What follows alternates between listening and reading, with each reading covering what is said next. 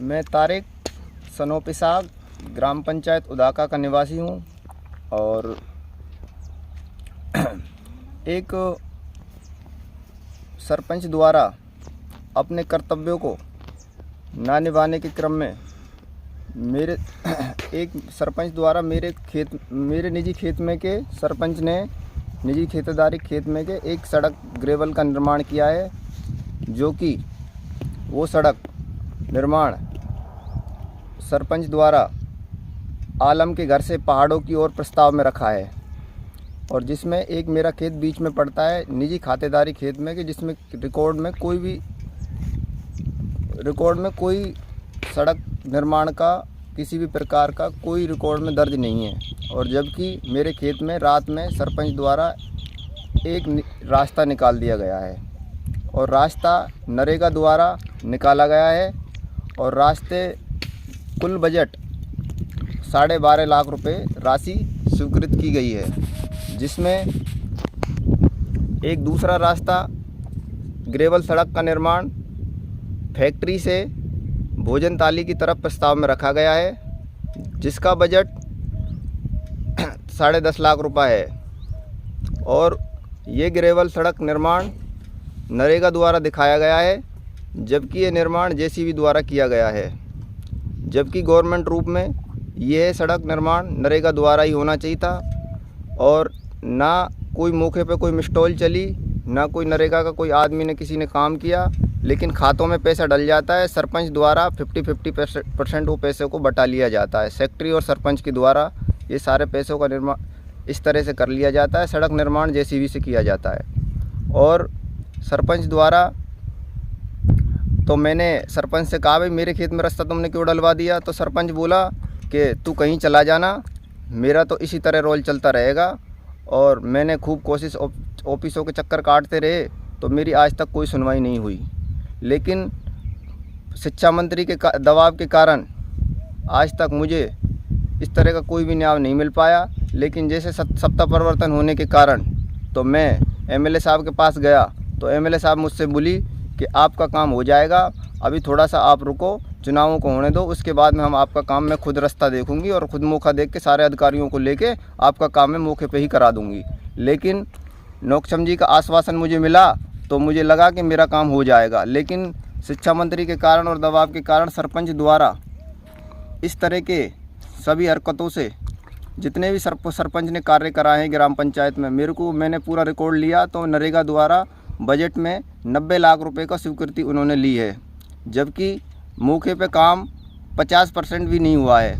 ये सारा बजट इन्होंने अपने पास और सेक्रेटरी और सरपंच ने दोनों की मिलीभगत से ये पैसा सारा अपने पास रखा हुआ है। ना इस ग्राम पंचायत में कोई कार्य हुआ है और न ही कुछ इसमें ऐसा कुछ मेरे को देखने को मिला है। और मैंने एक आरटीआई लगाई थी और 1 अप्रैल 2023 में, जिसको आज 1 साल होने को आ गया है, लेकिन सूचना मुझे आज तक नहीं मिली है। एक दिन कलेक्टर साहब यहाँ पंचायत समिति कामा 2 महीना पहले आना हुआ, मैं वहाँ मौके पे पहुँचा तो मैं आरटीआई की मैंने उन्होंने कलेक्टर साहब से कहा तो कलेक्टर साहब ने कहा, दोनों बाबुओं को बुलाया, सेक्रेटरी को बुलाया कि भाई आपने सूचना का क्यों नहीं दिया? जब सूचना के तहत आदमी अधिकार मांग रहा है तो क्या दिक्कत आ रही है आपको सूचना देने में? तो दोनों ने बुलाया, नुक सर अभी हम कलेक्टर साहब ने बोला कि आप सूचना इनको प्रोवाइड कराइए तुरंत अभी दो। लेकिन कलेक्टर साहब का भी अनसुनाई करके हुए आज भी मुझे उस चीज़ का 2 महीना हो गया, लेकिन आज तक मुझे कोई सूचना नहीं मिली है। जबकि ऐसा सरपंच और सेक्रेटरी की दोनों की मिलीभगत है। ग्राम पंचायत में कोई भी कार्य नहीं हुए हैं और उनका बजट उठा लिया गया है, इसीलिए सूचना देने में वो असमर्थ हैं।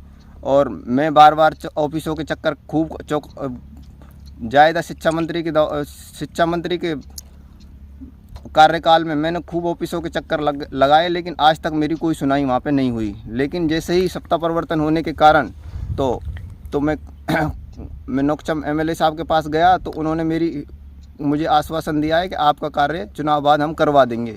ग्राम पंचायत उदाका में जितनी भी ये मिस्टॉल चलती हैं, क्या इनमें श्रमिक काम करते हैं या फिर फर्जी तरीके से? आज तक मैं ग्राम पंचायत का ही निवासी हूँ, लेकिन मैंने आज तक कोई श्रमिक काम करते नहीं देखा हुआ है।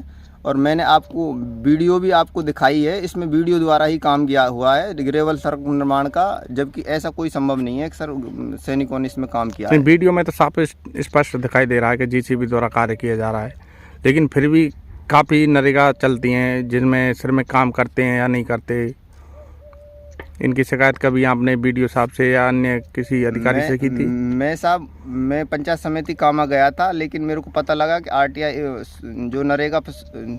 जो नरेगा चलाते हैं, मैंने हनुमान बाबू जी से संपर्क किया। मैंने कि सर ये इस तरीके से काम होता है, तो इनकी मेरे को एक प्रति दी जाए, जो कि मैंने आरटीआई लगाई हुई है। तो मैंने उसको अपने डॉक्यूमेंट दिखाए, तो उन्होंने बोला कि भाई हमारे पास में जो मिस्टॉल जो चलती है मौके पे मेरे को उनकी इस 1 साल की मेरे को ये प्रेजेंटेशन दो। तो उन्होंने देने में मेरे को असमर्थ कह दिया। मैंने कि भाई मेरे पास रिकॉर्ड नहीं है, तो वो भी असमंजस में देने में मेरे को कोई दे नहीं पाए वो। क्या यहाँ पे सेक्रेटरी साहब से आपकी कभी वार्तालाप हुई थी शिकायतों को लेकर? सेक्रेटरी साहब से मेरी बात हुई थी। सेक्रेटरी साहब तो यही कहते थे कि भाई मैं दे दूंगा। मेरे से तो 1 साल से ऐसे ही कहता आया था, लेकिन मेरे को उसने आज तक कोई सूचना नहीं दी। वो कलेक्टर साहब की नहीं मान रहा, तो मेरी तो जब मानेगा वो कलेक्टर साहब ने उससे कह दिया। जैसा कि आपने 1 साल पहले जब आरटीआई लगाई थी, तब आपको किसी प्रकार की धमकी या कोई दबाव आया था सरपंच साहब या किसी अन्य अधिकारी या नेता का? मेरे पास तो सरपंच ने खूब दबाव बनाए। शिक्षा मंत्री के कार्यकाल में मेरे को खूब मारने की धमकी दे रहा है, कभी टॉर्चर कर रहा है, माइंडली प्रेशर दे रहा है, कभी गांव में किसी आदमी से टॉर्च करवा रहा है, कभी खुद टॉर्च कर रहा है। और सरपंच द्वारा इस तरह के टॉर्चर तो मेरे को बहुत 1 साल से देखने को ही मिल रहे हैं। लेकिन मैं एक सही आदमी होते हुए, मैं इन सारी चीज़ों को देखते हुए आज मैं इस स्तर पर पहुंचा हूं कि आज मेरे को लगा कि कार्यकाल बदला है, तो मेरी सुनवाई होनी चाहिए, हो जाएगी मेरी सुनवाई। एमएलए साहब ने बोला है कि आपकी सुनवाई को बिल्कुल निश्चय हो जाएगा, चुनाव बाद हम आपका निर्णय करा देंगे। यानी कि अब कांग्रेस का जैसे राज गया, भाजपा का राज आया, तो इससे आप थोड़ा संतुष्ट हैं? आपके अंदर एक उम्मीद भी जागी है? अब मेरे को लगने लगा है कि मेरा काम हो जाएगा।